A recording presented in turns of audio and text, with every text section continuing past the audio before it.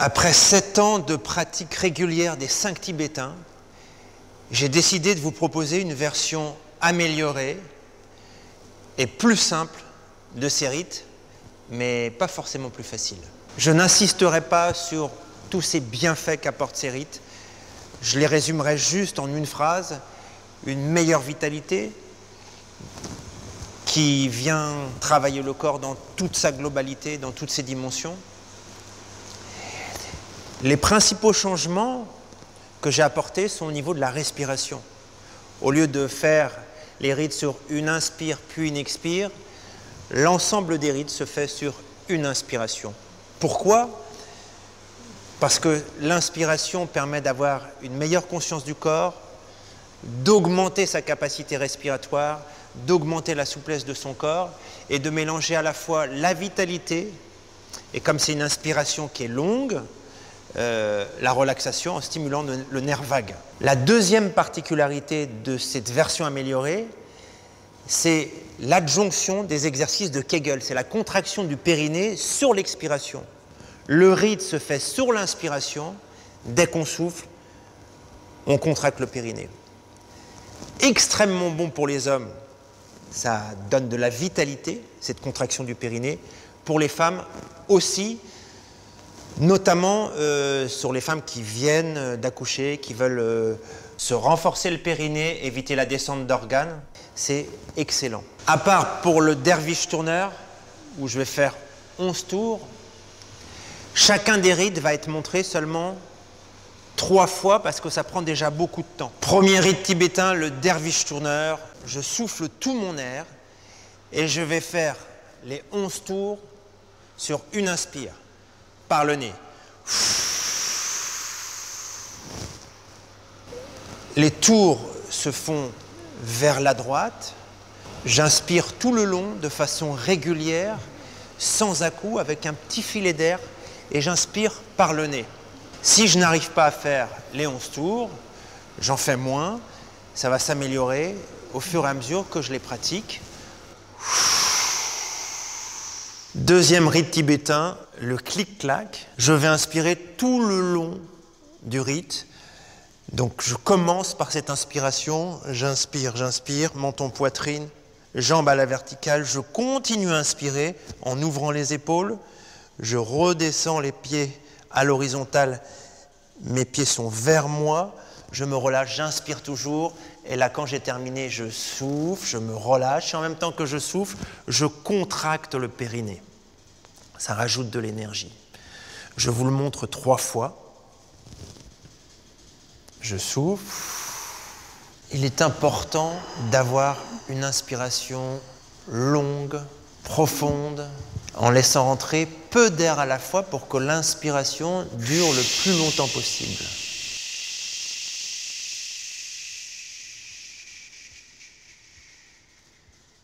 Mon menton est contre ma poitrine, de telle sorte que le bas de mon dos est collé vers le sol. Lorsque j'ai reposé mes jambes, si j'ai encore de l'air à inspirer, je continue à inspirer et je me gonfle au maximum. C'est seulement lorsque je souffle que je contracte le périnée dans le souffle. Lorsque je lève les jambes en l'air, mes pieds sont repliés. Lorsque mes jambes sont allongées au sol, mes doigts de pied pointent vers moi de façon à ce que ça m'étire derrière les cuisses et derrière les mollets. Troisième rite tibétain, l'arc. Je mets mes mains derrière les hanches. Et là, ce qui est vraiment important, c'est de commencer à avancer le bassin vers l'avant et non pas le dos vers l'arrière pour pas que ça tire dans les lombaires. À aucun moment, cet exercice ne tire dans les lombaires. Il y a un étirement global qui est sur les cuisses et sur le buste. Ça donne ceci. J'ouvre, j'inspire, je commence à inspirer, j'ouvre la tête, mes hanches viennent vers l'avant. J'inspire, je reviens, j'inspire. Et quand j'ai fini l'inspiration, je relâche mes épaules, je contracte le périnée, je serre les poings. Le fait de serrer les poings, c'est pour ceux qui pratiquent les arts martiaux, qu'ils habituent leurs poings à être légèrement tendus alors que les épaules sont détendues. Je vous le montre 3 fois avec la respiration, je souffle. Mes pointes de pied sont bien repliées, mes genoux sont à la largeur de mes hanches ou de mes épaules, là où je suis le plus confortable. Le souffle me permet de tout relâcher et de me sentir vraiment détendu. L'inspiration doit vraiment être régulière, un petit filet d'air de telle sorte qu'il dure le plus longtemps possible. Et je continue à inspirer même quand j'ai posé le menton à la poitrine. Lorsque je serre le périnée, je le resserre progressivement. L'inspiration va venir assouplir toute la cage thoracique du fait qu'elle est complètement ouverte dans l'inspiration. Lorsque je souffle, je relâche tout, les épaules se relâchent, les poings se referment progressivement sans pour autant les serrer à fond. 4e rite tibétain à la table basse, mes pieds sont de largeur de mes épaules, je pose mes mains de chaque côté des hanches, je souffle bien, je commence par inspirer, j'ouvre le cou en allant chercher derrière avec le regard et je fais glisser les fesses vers mes talons. En ouvrant les épaules, quand j'arrive au bout, je lève les hanches, mes épaules sont ouvertes au maximum, je reviens m'asseoir près de mes talons et je fais glisser mes fesses jusqu'à mes mains, toujours dans l'inspire, mes pointes de pied pointent vers moi, mon menton est collé à la poitrine et quand je souffle, je relâche tout en contractant le périnée. Je vous le fais 3 fois. Donc je souffle. L'inspiration est longue. Je poursuis cette inspiration tout au long de l'exercice, même quand je suis revenu assis. Il est très facile, lorsque je contracte le périnée, de tendre les cuisses. Et donc, je dois veiller à ce que les cuisses soient bien détendues dans cette contraction du périnée. Les épaules sont ouvertes pour libérer le buste. Dans cette position assise, lorsque je souffle, dans l'expire, tout mon corps se relâche. Je laisse l'air sortir par la bouche au maximum. Dès que j'ai entamé la respiration, le regard va chercher le plus loin derrière.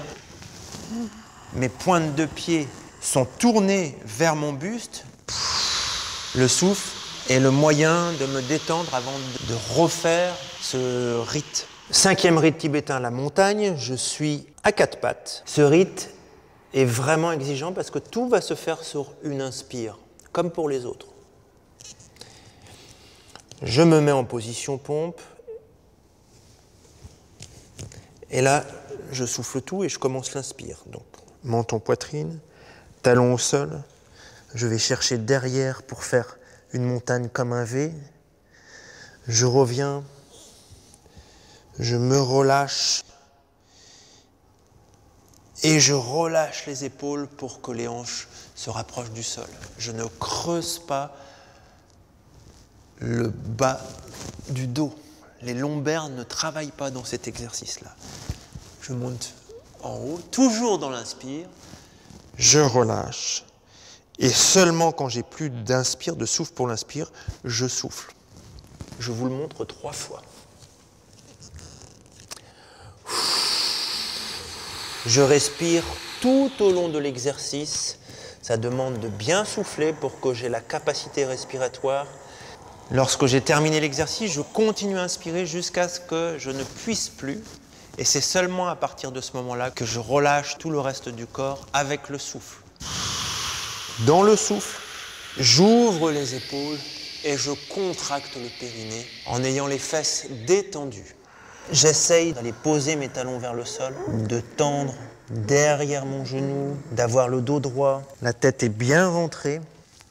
Lorsque je reviens en position pompe, je lâche le bassin, je relâche les lombaires, j'ouvre les épaules. Ça demande de bien souffler pour que j'ai la capacité respiratoire de telle façon que je fais durer l'exercice.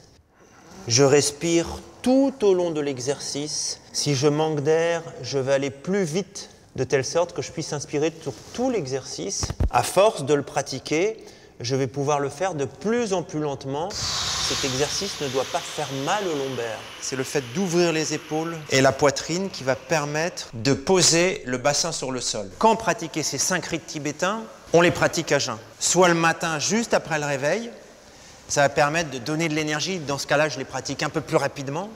Soit le soir pour s'endormir.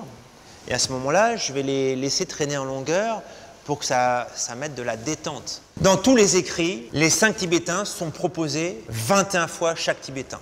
Et moi, j'ai choisi de les pratiquer 11 fois. C'est largement suffisant. Je fais 11 tours pour le premier. Je fais 11 fois le deuxième, 11 fois le troisième, 11 fois le quatrième, 11 fois le cinquième. Mais finalement, vous pouvez le faire 5 fois, 7 fois. Moi, j'aime bien les nombres impairs.